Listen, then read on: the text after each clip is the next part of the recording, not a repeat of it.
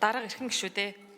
Монгол Улсын их хурлын тухай хуулийн 5 дугаар зүйлийн 5-ын 1 дэх хэсэг, Монгол Улсын их хурлын чуулганы хуралдааны дэгийн тухай хуулийн 45 дугаар зүйлийн 45-ын 2 дахь хэсэг, 68 дугаар зүйлийн 68-ын 3 дахь хэсэг, хууль тогтоомжийн тухай хуулийн 6 дугаар зүйлийн 6-гийн 2 дахь хэсэг, Эрдэнэсийн сангийн тухай хуулийн 5 дугаар зүйлийн 5-ын 1 дэх хэсэг заасныг болон Монгол банкнаас ирүүлсэн саналыг тус үндэслэн Монгол Улсын Эрдэнэсийн сангийн үндсэн сангийн орлого, гүйэлгээ, сангийн орлого зарлагын 2025 оны гүйцэтгэл 2026 оны төсвийн тухай Улсын их хурлын тогтоолын төслийг эдийн засгийн байнгын ороо боловсруулж уг тогтоолын төслийг 2025 оны 12 дугаар сарын 23-ны өдрийн хуралдаанаар хэлэлцлээ. Байнгын орооны хуралдаанаар тогтоолын төслийг хэлэлцэх үед хуралдаанд оролцсон гишүүдийн зүгээс асуулт асууж санал хэлээгүй болно. Монгол банкнаас ирүүлсэн саналыг үндэслэн байнгын орооноос Монгол Улсын Эрдэнэсийн сангийн үндсэн сангийн орлого,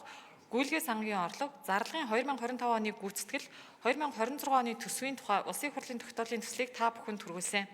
Улсын их хурлын эрхэм гишүүдээ Монгол Улсын Эрдэнэсийн сангийн үндсэн сангийн орлого, гүйэлгээ сангийн орлого, зарлагын 2025 оны гүйцэтгэл 2026 оны төсвийн тухай Улсын их хурлын тогтоолын